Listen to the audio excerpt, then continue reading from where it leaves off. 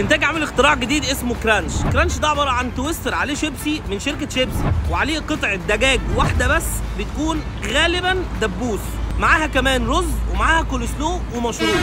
المنتج ده كله ب 101 جنيه شامل الضريب. تعال نجرب كده المنتج ونشوف يا ترى ده اختراع ولا اي كلام، وبعدين نحكي مع بعض. يلا بينا. مبدئيا كده اول ما دخلنا الفرع سالناهم يا جماعه هل ينفع نصور؟ قالوا لنا للاسف ممنوع التصوير. فاحنا سمعنا الكلام وقعدنا وصورنا كانه ما قالش اي حاجه.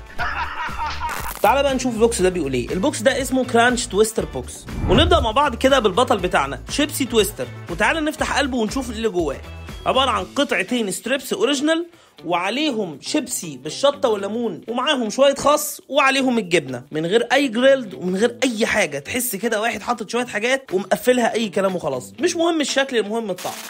خدنا اول قطمه عادي، تاني قطمه مازال لسه عادي، تالت قطمه اتاكدت ان هو فعلا عادي، بل عايز اقولك ان هو اي كلام ملوش اي 30 لازمه، وانا فعلا مش هطلبه تاني. طيب نخش على قطعه الدجاج. في الحقيقه هي كانت كويسه جدا، كذلك الرز كان عادي مش احسن حاجه، ولكن الكولسلو يا جماعه يعني كولسلو كنتاكي جامد جدا. التجربه عاديه جدا. اتقول الوجبه دي نديها كام؟ نديها 4 من 10، لاني فعلا مش عجباني ومش هينفع اكررها تاني. سلام.